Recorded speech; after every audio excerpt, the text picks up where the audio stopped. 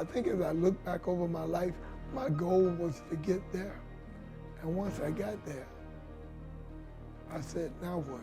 So, I think that's where my addiction for drugs and alcohol started.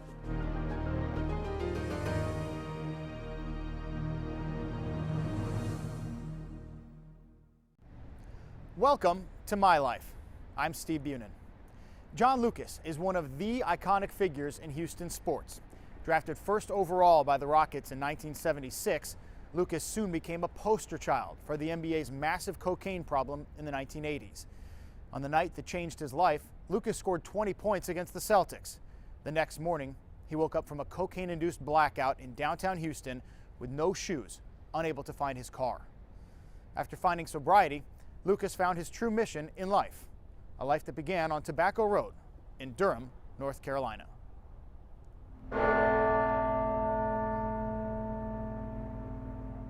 My father was John Harding Lucas Sr. I'm a junior, and my mother was Blondola Ogechi Powell Lucas. I have a sister, Cheryl Lucas, who's 6 years older, and we grew up originally born in Oxford, North Carolina for me, then moved to Durham, but I claim Durham as my home. And my mother was my junior high school principal. What was that like? Good. That's a tough time to have mom around at school. She was my junior high school principal, and my father was my high school principal. So I had a parent at school year round. So education's been a big part of my life. And even when I wanted to come out of school early for the draft, my parents insisted that I stay in school and get my degree, which it turns out through the course of my life, which we'll talk about, was one of the greatest gifts I got.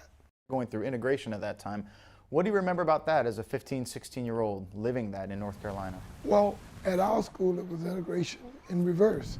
It was 90% black, 10% white. And I never forget my father saying that the student board and all the student council would be 50-50. And the black community was really upset with that. How do you think that shaped you as a teenager? Well, it taught me to be my own man. It showed me that my father had principles and what he stood for. And it taught me about being fair to people. And it taught me that to have a future, you had to have an education. What did sports mean to you as a young child? That's a very good question. For me, I played sports because I was very gifted. Within a short time, I was competing at 10-year-old in national tennis tournaments. So I loved basketball the best, and it was 9 months out of my year, and I played tennis the other 3 months. Yeah, what did you experience as a black young child and then teenager playing tennis that was very much an all-white sport around a lot of the country at that time? I couldn't use some of the bathrooms. I couldn't go in the country clubs where we played. I would have to shower at other facilities. Even though you're beating the other kids? Yes. And, it was very subtle. You didn't know what it was, but you felt different. I was the only one that traveled with a coach. My coach went with me to all the events. And it was real important for me in sense of community because the church raised funds for me to travel, and people would donate for me to travel. So I felt like I had a big community I was representing to do well. I wanted to go to a bigger world, and I wanted to be great. How did you meet Deborah Fazard? My wife, Debbie and I were in the 3rd grade together, and we've known each other since the 3rd grade. What's your first memory of her? I remember telling my father I was going to marry that girl. At 9? At 9 or 10 years old. And I think I transferred schools to be over there because I said somebody needs to take care of her. Didn't know, and we never really dated until college. Not even high school? Not even the in same high school. school. But we've been really good friends all the way through. Lived 2 blocks from me on 109 East Weaver Street. And I've known her all my life. Do you remember asking her on that first date? Because that's not easy if you're always friends and to try to change things.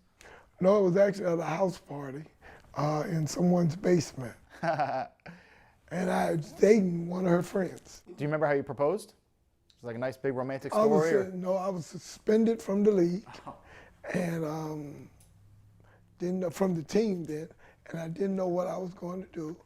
And we decided that we were going to go back to Durham, North Carolina, and she told me she wasn't going to go back unless we were married. And you asked right then and there? Yes. And what'd she say? A long hesitance, and then she said yes. Earl didn't know I was the #1 pick in the draft too. So I used to tease Earl when he was about to retire. I said, you know what? I can tackle your ass. Luke was the first pick in the draft coming out of Maryland. He had great court awareness. He understood what his players could do. But I think about Luke was kind of a career that was cut way short due to drugs and stuff he was doing. Well, I always thought I could win whatever I did. I grew up athletically. I didn't grow up as an adult. It was win at all costs. That meant on or off the court. You gotta remember, I never lost a high school tennis match. I didn't even lose a set. Up to like the last year or two, I was the all-time leading scorer in high school basketball, 5A. What made you choose Maryland? Lefty Driesell. Maryland was trying to become the UCLA of the East, and that was Coach Driesell's theory. And he had no problem with you playing tennis and basketball? Had no problem with me. So, you know, his honesty was, son, if you're good enough, you're gonna play. If you're not, you're not. I was a business major. I graduated with about 3.2 in business. And life was hard. School was hard. Trying to juggle the basketball and the tennis. Once basketball season hit, I didn't play any tennis.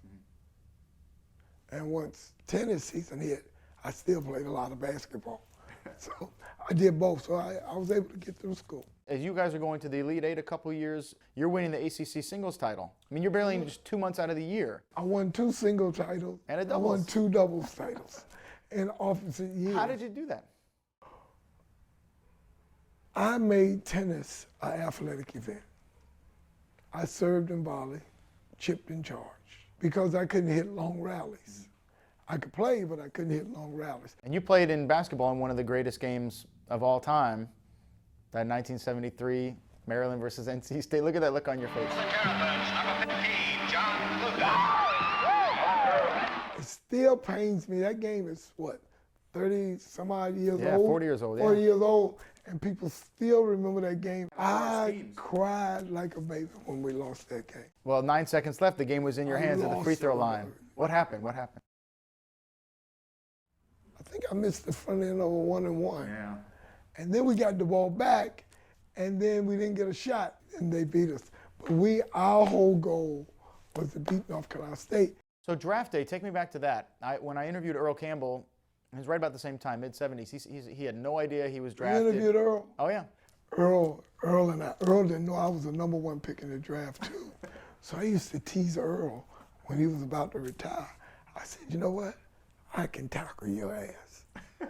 He used to get so mad at me. You would bounce right off of him. I know, I was just teasing him.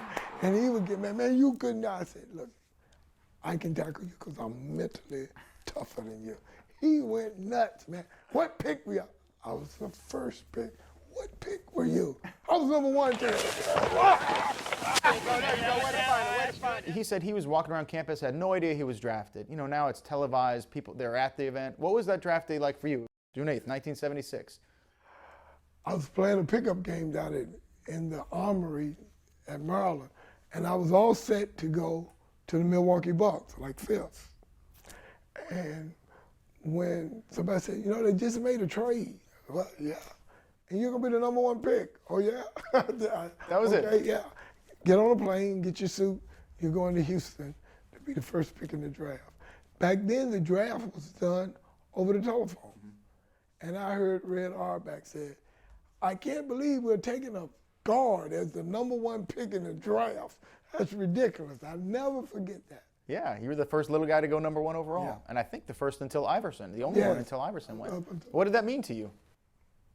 Not much. Really? I think that, I think as I look back over my life, my goal was to get there. And once I got there, I said, now what? Once I got to play against the stars that I had admired coming up through college, I went, now what? And I think what happened for me was once I reached the goals of an athlete, it was, now what? What's next? It wasn't anything higher than a pro.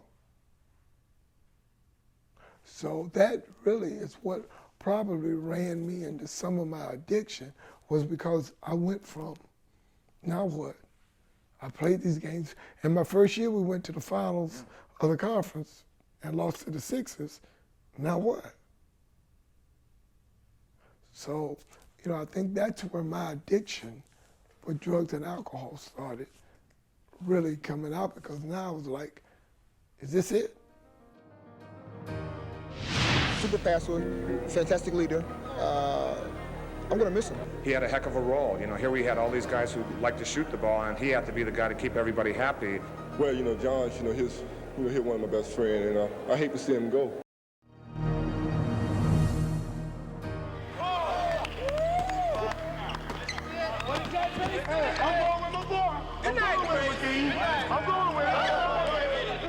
We talked about that rookie season with you, Calvin, who works with us now at CSN, Rudy T, Moses.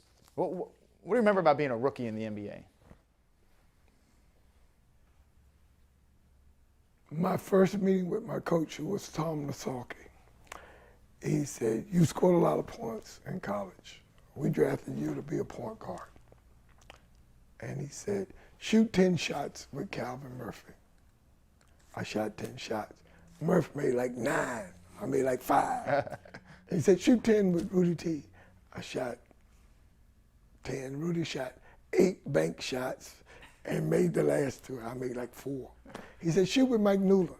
Shoot free throws. Mike shoots 10 free throws that don't even hit the rim. I hit like 7.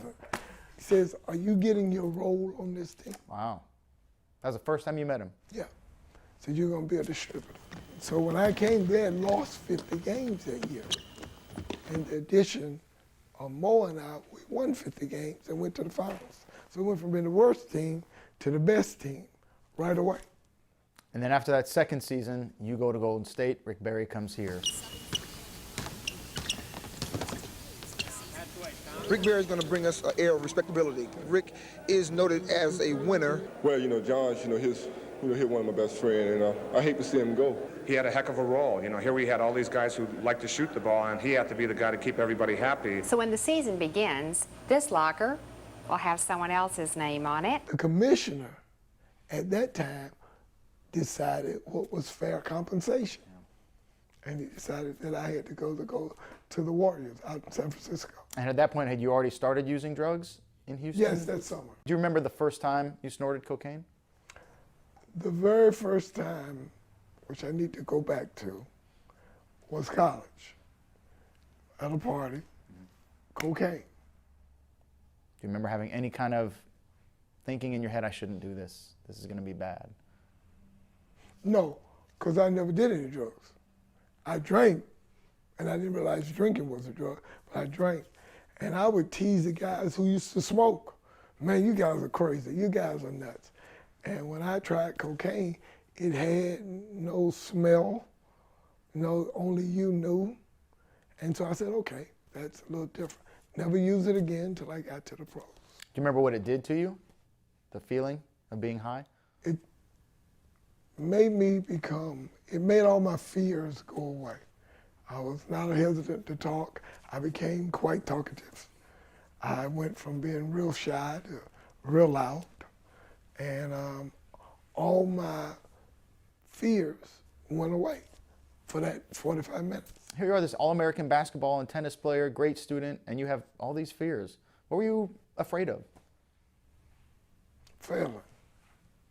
Fear of failing, fear of rejection, I think what people confuse athletes with is that they are not people. They look at the basketball, they look at the money, but they don't look at the life. And my life was well balanced. I would not be your prime candidate for an addiction. What did you think cocaine was doing to your body? Nothing. I believe the myth that it didn't have any physical harmful effects on you. And I don't know when I crossed the line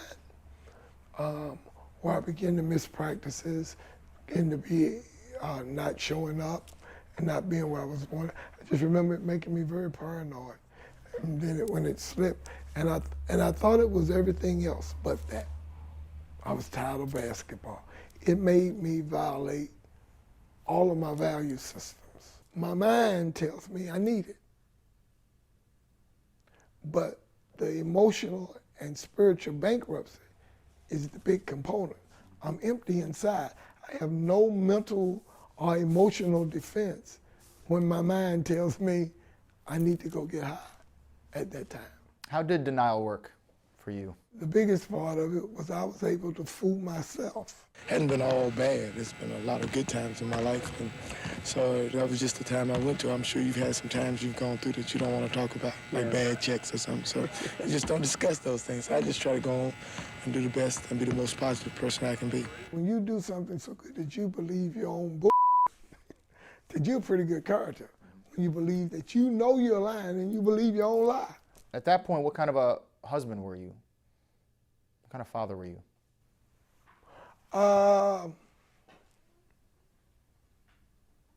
Always loved my daughter. We only had Tavia at the time.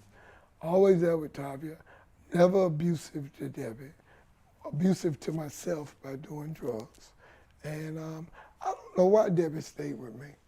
I don't know that I would have stayed with me. Debbie did stick with you, and then in the early 80s, you get traded from Golden State to the Bullets to the Spurs, and Rockets are waived or reinstated about 10 times. No, not 10 times. No, I counted. I got the, you want me to go through the list? Yeah. January 25th, waived by the Bullets. August 29th, 83, signed by the Cavaliers. A month later, waived by the Cavaliers. 2 months later, signed by the Spurs. Hold on.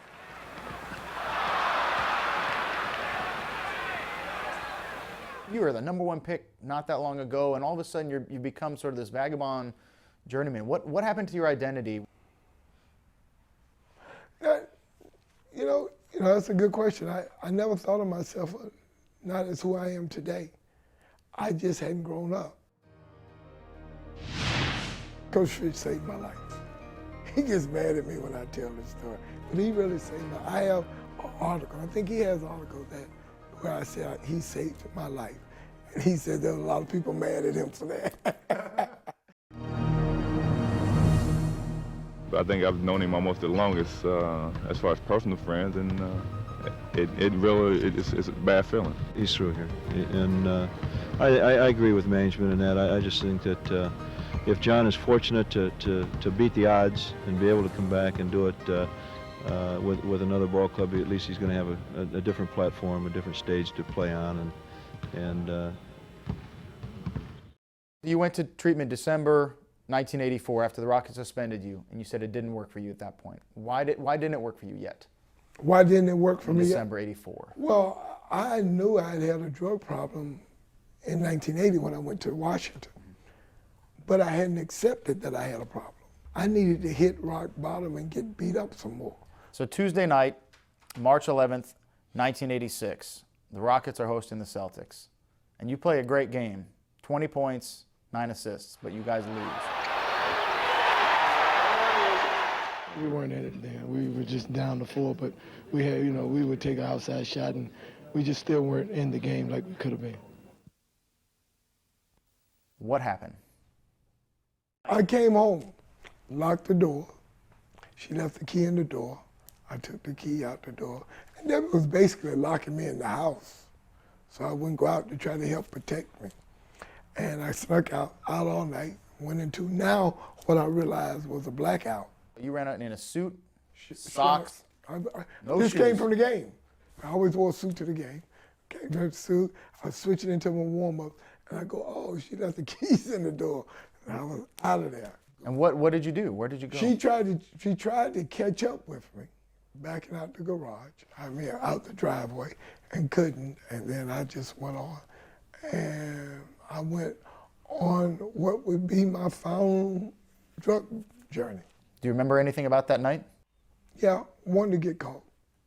Really? Yeah, I'd had enough. It was the first time that I had felt like, you know what? I don't care what happens. I've had enough.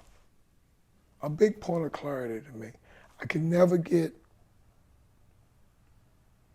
high enough to be high, and I could never get low enough to be low. I just felt, you know, I'm finally gonna get some relief mentally of this pain. Did you think you were gonna die? No, I just felt something was gonna happen. Just drove around looking for the Looking dealer. for nobody. Drove around, I was unsolicited police patrolling the city. And you couldn't find your car, I read. Yeah, downtown Houston, Texas. Downtown Houston, couldn't find my car. Do you remember where you were, like the exact intersection? No, I don't remember that. Down there, you know, where was I? Main Street. I do remember that. I remember waking up looking for a car that I left somewhere else. And I was in a blackout. I remember coming out of that, and then now I knew where I was.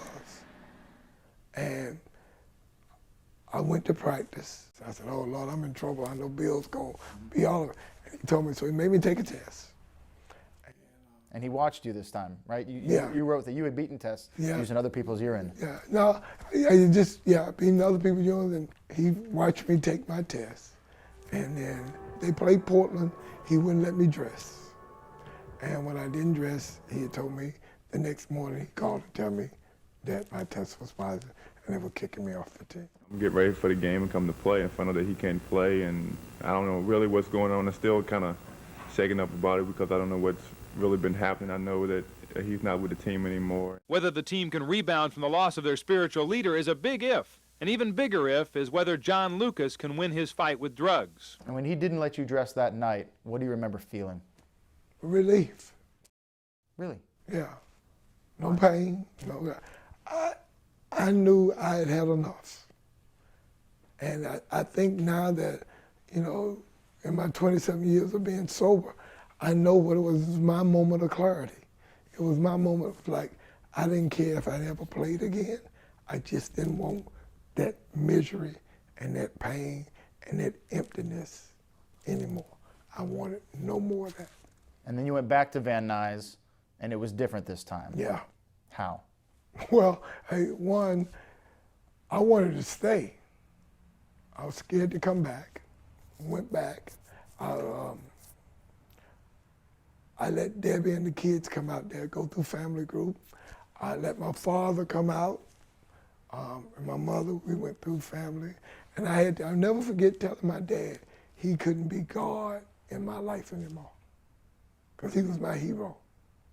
I just said, and I was always trying to measure up to him, because even now he's got a school named after him. You know, he's done a lot in education, integration, a lot in North Carolina. So I wanted to follow those footsteps. So I used to work on my basketball game like he worked at his job all the time. And they made me tell him that he couldn't be God in my life. And that was one of the most painful things I'd ever had to tell my dad, because he was like God to me. What did he say? I was God to him. And when I told him that, then that was like a big burden off of me. And then my mother, telling her, because she used to pray for me all the time, and she would always say, just pray. So when I came back from treatment, the Rockets in the finals. You know, Ralph hits this unbelievable shot. They go to the finals. Ray at midcourt will throw it inbounds. It's either that or it's overtime. McRae has it on the Here far goes side. Sampson underneath. Sampson going underneath. Here goes to Sampson. He puts it up. Oh, yes! We're on our way! Sampson, baby! We're on our way! We're on our way, baby! We are on our way!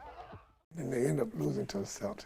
So I'm in town watching them go through all of that and go through the excitement of going to the first finals. Really tough, really tough. But the AA community really embraced me. And I owe them so much. I owe them my life for that, because that was really a tough time for me. And people wanted Coach Fitch to take you back. Hey, we're in the finals. John can put us over the top. What do you think would have happened if you had started playing that quickly? Coach Fitch saved my life. How? Well, he was the first coach that said no. He's the first coach that didn't put up with the bull for me. I used to have to sit next to him on all the plane trips. And he made me learn all 12 Federal Reserves of where a dollar comes from. He made me, at the end of games on the road trips, come to his room and study film till about 5 o'clock in the morning. And then he would say, I think it's safe for you to go to bed. To keep an eye on you. Yeah. I didn't know that kind of love from a coach. But Bill said no. Nobody ever told me no. And I see that with so many young kids today. And a lot of reasons I don't have a lot of kids that stay with me, because I'm going to tell them no. And the honesty and the truth. But I'm also going to love you. I'm going to try to give you a chance. And I got a lot of that from Coach Fitch. That balance of love and discipline. Yeah. And when you played, did you ever play high? No, but the effects of being high were there. What did that make you like as a player compared to when you had been sober? I wasn't irritable. I wasn't tired. I was in shape. I didn't need as much rest. Three-pointer by Lucas. Lucas turns, jacks it up at the buzzer. Good! He hits it, and it's a three-pointer to boot.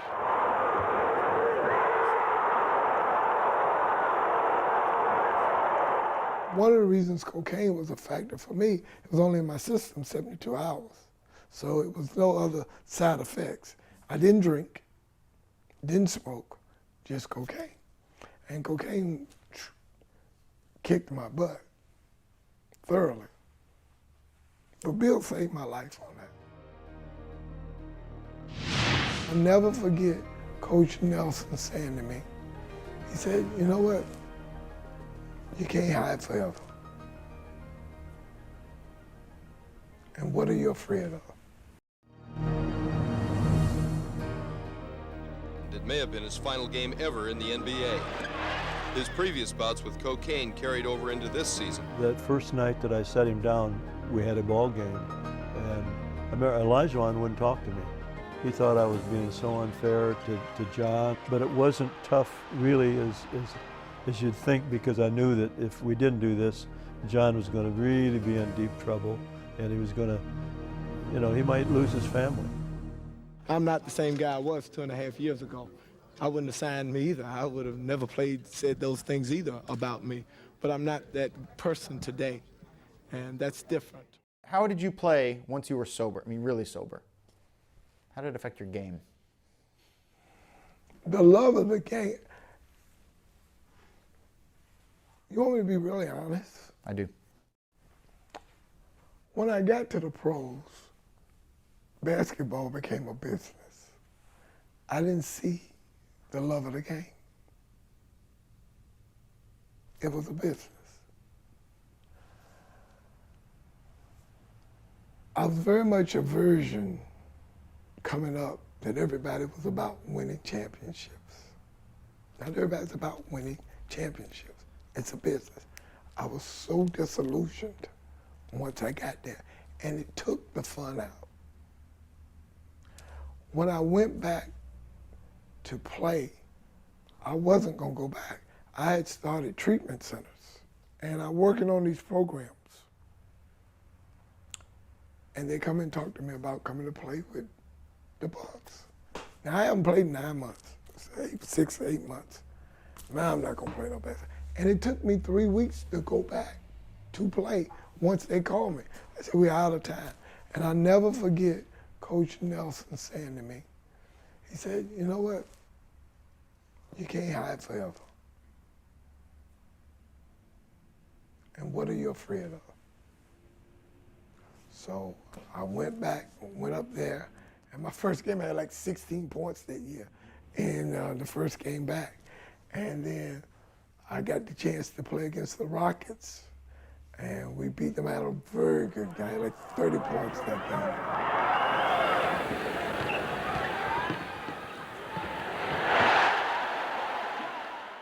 I had a different perspective. I regained my love. I had gotten me back. You know, how people talk about being born again. Drugs and alcohol was my rebirth. I went and saw the devil on March 14th, and I came back. And from that point on, I was on a journey to find out who I was. When I went back to go play with the Bucks, I must have got 150 or 200 chips or letters from people who had been following my story. And people would walk behind the bench and they would make comments that are said in recovery, like, easy does it, one day at a time. You know, think, first things first. And all of those comments stayed with me. So I was the first player to admit to having a problem, but I also came up with a solution to my problem to help other players. I have a disease, and people have to understand that it's a disease. I hope that I can help educate people of the disease that I have. I'm a very scared person. I understand the risk is great to me. The risk isn't very great to a team, but the risk is great to John Lucas. How did you deal with temptation? I'm sure you had guys come at you and say, hey, John, I'll get you back. You know what? I told you something happened. I haven't had, by the grace of God, a desire so far in 27 years to go back to March 14th. God's blessed me not to be able to be. I've been there with people who are still using the work that I do to help other people, but I found people dead. I've been on house calls where people with guns in there. I had to go get them and try to help them get themselves sober. But I've never been where I wanted that pain again. I don't want you to be where I was on March 12th and 13th. I don't want anybody to have that pain. When you're able to work with an addict, be it a pro athlete that people have read about or somebody that nobody knows about, and you can see them make that change, what does that bring you? Joy. Joy. And then when I see people who don't get it, I go, for the grace of God, there go I. You know, normally when you get my disease, you lose it all. You end up in 3 places: jail, institutions, or you die. What do you think saved you? What saved me was, 1, a lot of people loving me back to myself. And then 2, learning to love myself. Because I went from here to back to here. And I'm telling you, I'm very honest with myself. I'm always under self-examination as the reason what my motives are. You know, I have to check my motives when I don't get what I want. And now what I'm realizing at almost 60 is that, you know, life's still moving, with or without me. One of my biggest fears was having to stop playing sports. One of the other biggest fears I had after stop playing sports was age. I hate getting older because I know there's an end coming. So when you talk about my disease, an addiction wasn't my problem. Life was my problem. I couldn't live life on life's terms. All the sports, all the things I could do, I still wasn't happy. I didn't know who I was. And who are you? I play basketball. No, that's what you do. Who are you? I enjoy basketball. No, that's what you do. who are you? I didn't know who I was. I was either a basketball or a tennis guy. A husband. What's a husband? Who are you? I'm a husband. What's that? And who are you now? Well, you know what I found out? I'm a coach. I want to be of service. If you could do it all over again and not take that first snort of cocaine, would you? No. I have to take the first snort. Why? I've actually had some players when I was at Minnesota GMing that came to Luke. He knows all of the tricks of the trade as far as trying to, always BSing people and everybody else like that. Luke's touched more lives than anybody will ever know. The way you got back into basketball after you retired, it was only 9 or 10 months later you buy the Miami Tropics in the USBL.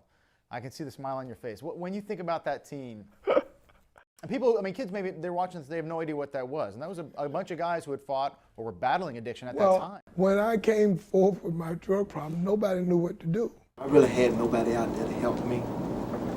And I hope it gives people some other opportunities. Because we had a drug-infested league. It came all the way back.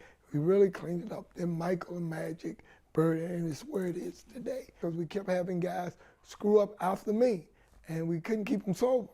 So I bought a team called the Tropics, and we were going to be on the road, traveling, but having counselors and therapists in every city we played. So we did that for 2 years. We won championship. Our team was very good. Your second year with the Tropics, you got this magical call from the San Antonio Spurs. Things hadn't been working out with Jerry Tarkanian. I'm having some real health problems. My blood pressure is high. I've had chest pains. I'm having a hard time living with the losses. The losses really eat at me. But you had a lot of people doubting you because of your past. How did you deal with that?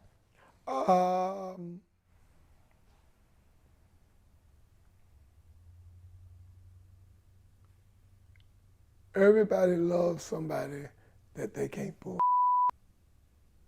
Nobody wants to be called on their bullshit, but everybody loves somebody that comes correct. And I used to come correct. I never forget, they said, David and Avery don't allow their coaches to cuss. I must have cussed for 30 minutes in that locker room. And they were going, Jesus, well, they were going crazy. I told them, I'll never forget that. It seems like he's pretty relaxed, and he's going to try to make this game as fun as possible. I felt comfortable with the players. Now I've got to convince them that I know what I'm doing, and I do. You had that magical run with the Spurs when you first got on board. You won something like 24 of 27 games.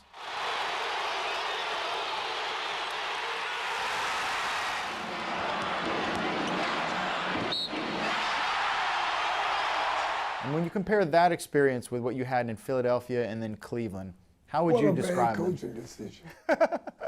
What do you mean? And Lucas, and he's gone. If you don't have good talent, you're not going to win games. Our talent was okay, but it wasn't like the Spurs. Robinson throwing it down. Oh!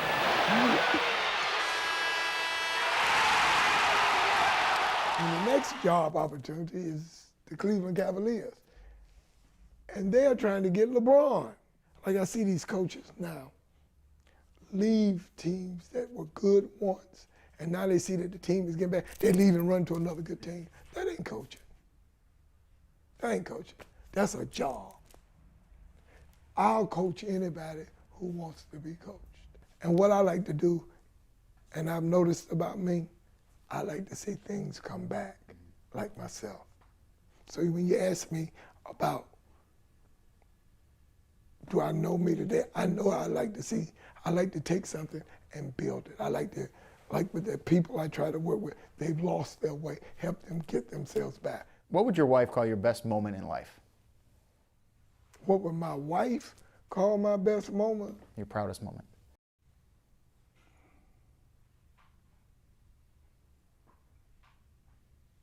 March 14th, 1986. Day I got sober. Because without that, I don't have none of the rest of it. So that's my proudest day every day. I asked you what kind of a dad and father you were at your lowest point. What kind of a father are you now?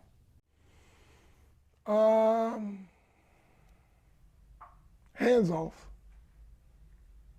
I've let my kids be who they are. Told them about my addiction. Is that hard being honest with your kids like that? No. I want them to understand my love is unconditional. If you could do it all over again and not take that first snort of cocaine, would you? No. I have to take the first snort. Why? I'm the best me I've ever been. And it's because of that, I got to get born again. I don't recommend it. But for me, all of that makes me who I am today. And I love me today. And I'm not willing to give me up today.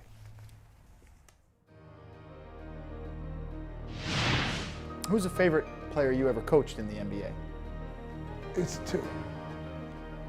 It was David Robinson and Dennis Rodman. Dennis not wanting to come out. I'd give you a great story.